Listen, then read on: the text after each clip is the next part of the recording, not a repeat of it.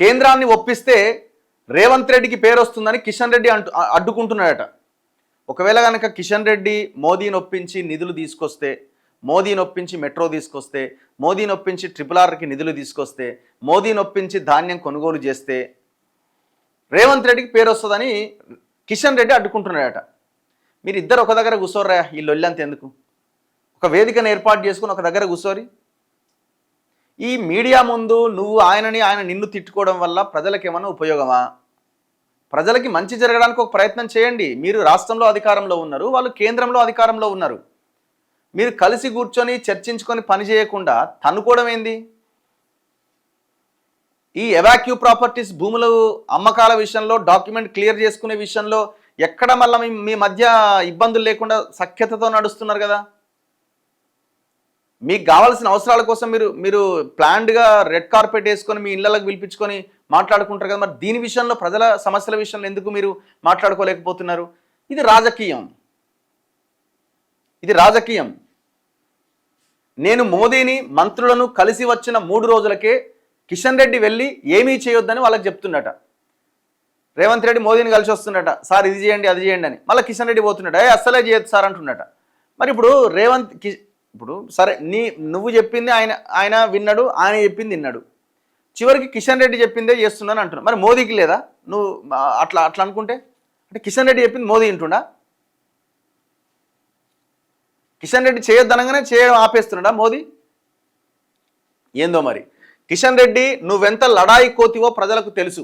తెలంగాణ ప్రగతికి అడ్డుపడినోడికి పుట్టగతులుండవు. 8 మందిని గెలిపిస్తే ప్రాజెక్టులు తెచ్చే బాధ్యత లేదా? ఆ 8 మందిని గెలిపించే బాధ్యత కూడా మీరే తీసుకొని మీరే గెలిపించినట్టు సార్ ఆ రోజు. లేకపోతే సికింద్రాబాద్లో అసలు కిషన్ రెడ్డి గెలవడానికి అవకాశం ఎక్కడిది? కిషన్ రెడ్డిని గెలిపించింది ఇటు రేవంత్ రెడ్డి, అటు కేసీఆర్. డౌట్ ఏమన్నా ఉందా? అది అసలు దానం నాగేందర్ నాకు వద్దురా నాయన ఈ పోటీ చేసాడని అన్నాడు. ఫస్ట్లో ఉత్సాహం చూపించిండు, ఏదో అంటే నాకు వద్దు నేను పోటీ చేయనని ఆయన ప్రచార రథాలు తెచ్చుకొని ఎలక్షన్ ఇంకా 10 రోజులు ఉందన్న దాకా ఒక్క రథం బయటికి వెళ్ళలే. ఇంట్లోకి వెళ్ళి అడగండి, ఆ ఇంటి చుట్టుపక్కల వాళ్ళు చెప్తారు. బొంతురామోహన్కి ఇచ్చేరి అన్నా కూడా వీళ్ళు ఎవ్వరు కానియలే దాన్ని. ఎందుకు కానియలే? కిషన్ రెడ్డిని గెలిపించాలి. సేమ్ అట్లనే కేసీఆర్ కూడా అదే ప్లాన్తో కిషన్ రెడ్డిని గెలిపించే ప్రయత్నంలోనే ఉండే. కేసీఆర్ ఇది ఒక్క దగ్గర సహాయ నిరాకరణ కాదు, మొత్తం తెలంగాణ మొత్తం సహాయ నిరాకరణ చేసిండు. అందుకే ఒక్క సీట్ రాలే ఆయనకి, 0. ఈయనేమో సెలెక్టెడ్గా చేసిండు. ఇక్కడ ఒకటి చేసిండు, ఆడ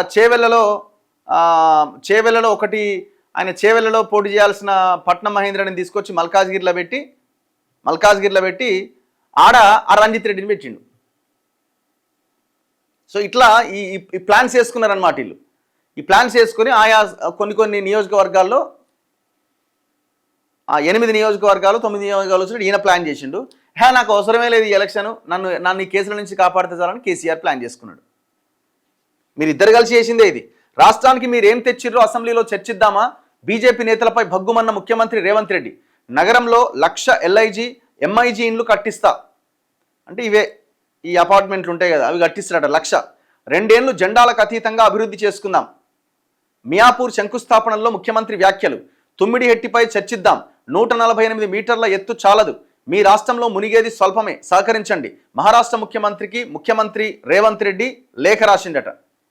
జెండాలకు అతీతంగా అభివృద్ధి చేసుకుందాం, ఇక 2 ఏళ్ళే ఉంది అంటుండు. మరి 3 ఏళ్ళు ఏమైంది? 3 ఏళ్ళు జెండాలకు అతీతంగా ఎందుకు అభివృద్ధి చేసుకోలేకపోయినారు? ఎక్కడ ఫెయిల్ అయినారు? ఎన్నికలు వచ్చినప్పుడే రాజకీయాలు చేద్దాం, చివరి 6 నెలలు రాజకీయాలు మాట్లాడుకుందాం. ఈ 2 ఏళ్ళు రాజకీయాలకు జెండాలకు అతీతంగా అభివృద్ధిపైనే దృష్టి కేంద్రీకరిద్దాం అని ముఖ్యమంత్రి రేవంత్ రెడ్డి ప్రతిపక్షాలకు పిలుపునిచ్చారు. ఈ 2 ఏళ్ళు రోజుకి 18 గంటలు కష్టపడతా.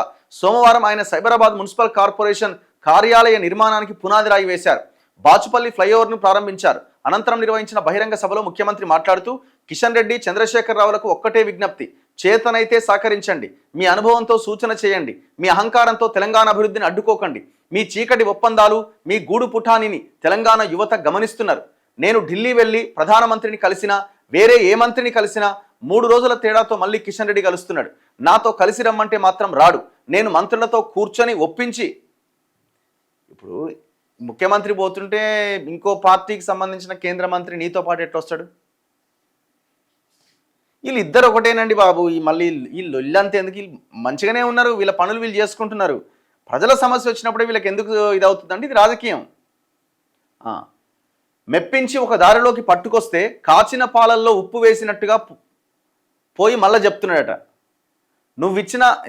నువ్విచ్చినవంటే రేవంత్ రెడ్డికే పేరు వస్తుంది, మళ్ళీ వాళ్ళ ప్రభుత్వమే వస్తుంది, నువ్వు చెయ్యకు అని కిషన్ రెడ్డి కాళ్లలో కట్టబెడుతున్నాడు. ఇట్లాంటి బుద్ధులు మానుకోండి కిషన్ రెడ్డి. తెలంగాణ అభివృద్ధికి అడ్డం పడ్డోనికి పుట్టగతులు లేకుండా ప్రజలు తీర్పునిస్తారు. మీరు ఒక్కరు కూడా బతికి బట్ట కట్టి ఢిల్లీకి పోరు అని హెచ్చరించారు. తెలంగాణ నుంచి 8 మంది ఎంపీలను ఇస్తే ప్రధాని మోదీ ప్రధానమంత్రి అయ్యారు. మోదీని అడిగి మెట్రోను తెచ్చే తెలివితేటలు లేవా అని రేవంత్ రెడ్డి ప్రశ్నించారు. రీజనల్ రింగ్ రోడ్డుకు నిధులు అడగాల్సిన అవసరం లేదా? గోదావరి సింగూరు జలాలు హైదరాబాద్ తేవాల్సిన అవసరం లేదా? మూసీ ప్రక్షాళనకు కేంద్ర ప్రభుత్వం నుంచి అనుమతులు తీసుకురమ్మంటే చేత కాదు. పొంకనాల పోషకానికి 3 ఎడ్లుంటే 36 దొడ్లున్నాయని అయ్యా కిషన్ రెడ్డి, నువ్వు ఎంత మొనగానివో ఎంత లడాయి కోతివో తెలంగాణ వాళ్లకు తెలుసు.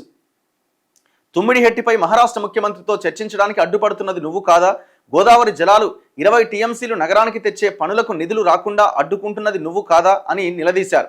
మోదీ సబర్మతి రివర్ ఫ్రంట్ కట్టుకుంటే అబ్బా ఆహా ఓహో అంటావు. ఎటు పోతుంది ఇది?